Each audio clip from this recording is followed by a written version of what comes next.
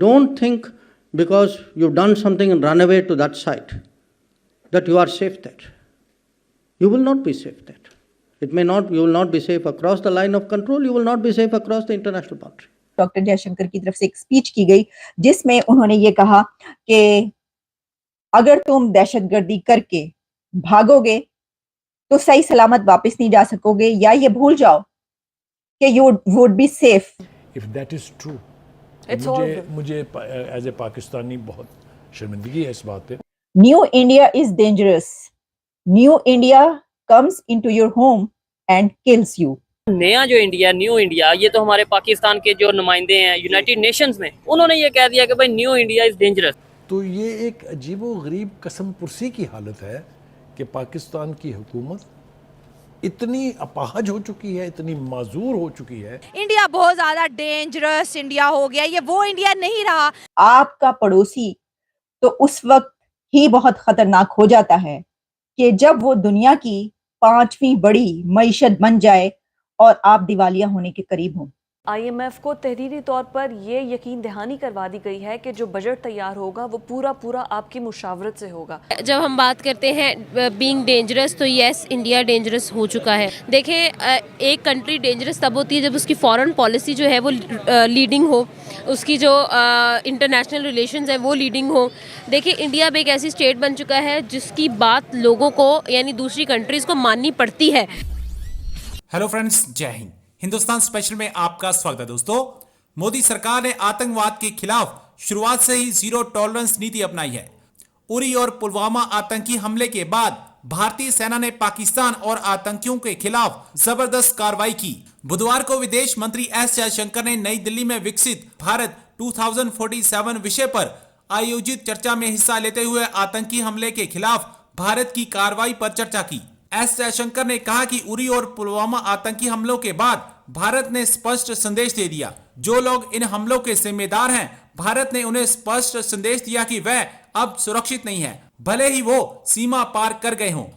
PHD chambers of commerce and industry द्वारा आयोजित कार्यक्रम में हिस्सा लेते हुए विदेश मंत्री ने 26/11 और उरी व पुलवामा हमले की तुलना की. एस जयशंकर ने कहा कि 26/11 के समय हमारा जवाब और उरी व पुलवामा हमले के बाद हमारा जवाब देखे तो चीजें साफ हो जाएंगी. डॉक्टर जयशंकर की तरफ से एक स्पीच की गई जिसमें उन्होंने ये कहा कि अगर तुम दहशतगर्दी करके भागोगे तो सही सलामत वापस नहीं जा सकोगे, या ये भूल जाओ कि you would be safe there. ये क्या कहा है आप जरा देख लीजिएगा, आप खुद ही सुन लें. Output is very different. Don't think because you've done something and run away to that site that you are safe there. You will not be safe there. It may not, you will not be safe across the line of control, you will not be safe across the international boundary. So there was a very, very clear, direct message out there. And I think the people to whom that message was intended to be sent. जिन तक message पहुंचना था पहुंच गया. उन्होंने कहा कि जिनके लिए ये मैसेज है उनको पता चल जाएगा, उन तक ये मैसेज पहुंच गया होगा. ये डॉक्टर जयशंकर ने कहा. और मैसेज क्या है कि अगर आप दहशतगर्दी करेंगे और आप भागकर चले जाएंगे तो आप ये भूल जाएं कि आप महफूज रहेंगे या सेफ रहेंगे. दूसरी तरफ LOC का भी उन्होंने कहा कंट्रोल करके चले जाएंगे, या दुनिया में किसी भी जगह पर इंटरनेशनल बॉर्डर आप कोई क्रॉस करके जाएंगे तो आप सेफ नहीं रह पाएंगे. तो इसका मतलब ये है कि आपको सेफ नहीं रहने दिया जाएगा, यानी ये कि दहशतगर्दी होगी तो उसका बदला लिया जाएगा या अब नहीं छोड़ा जाएगा. तो जो मुनीर अकरम साहब ने बात की है, उन्होंने उसमें ऐसे कंट्रीज का भी जिक्र किया जैसे कि कनाडा है, कि जनाब कनाडा में जो है ये जो कत्ल हुआ निजर का, और इस तरह की दुनिया में उन्होंने कुछ नाम लिए कि ये जो कत्ल हुए हैं इसके पीछे इंडिया का हाथ है. तो पाकिस्तान का जाहिर है कि उन्होंने खासतौर पर यह कहा कि अब इंडिया पाकिस्तान के अंदर घुस के मारा है. अगर आप मेरा तजिया इसके ऊपर चाहते हैं तो मेरा एनालिसिस, मेरा तजिया ये है कि जो ये बात की गई कि new India is very dangerous, new India is dangerous, तो देखिए, आपका पड़ोसी तो उस वक्त ही बहुत खतरनाक हो जाता है कि जब वो दुनिया की 5वीं बड़ी मईशत बन जाए और आप दिवालिया होने के करीब हों. आपका पड़ोसी तो उस वक्त ही बहुत खतरनाक बन जाता है कि जब आप IMF के सामने नाक रगड़ रहे हों और आपका पड़ोसी स्टॉक एक्सचेंज में 5 ट्रिलियन क्रॉस कर जाए। जहाँ तक बात है इसमें 3-4 एस्पेक्ट्स मैं डिस्कस करना चाहूँगी। नंबर 1 कि जब हम बात करते हैं बीइंग डेंजरस, तो यस इंडिया डेंजरस हो चुका है। वो डेंजरस इस तरह से हो चुका है कि उसने डिजिटली पूरी दुनिया को अपने कंट्रोल में ले लिया है, अपने वश में ले लिया है, राइट। पावर बहुत आ गई है। पावर जो है वो उसका डेंजरस होने का एक बड़ा एस्पेक्ट है।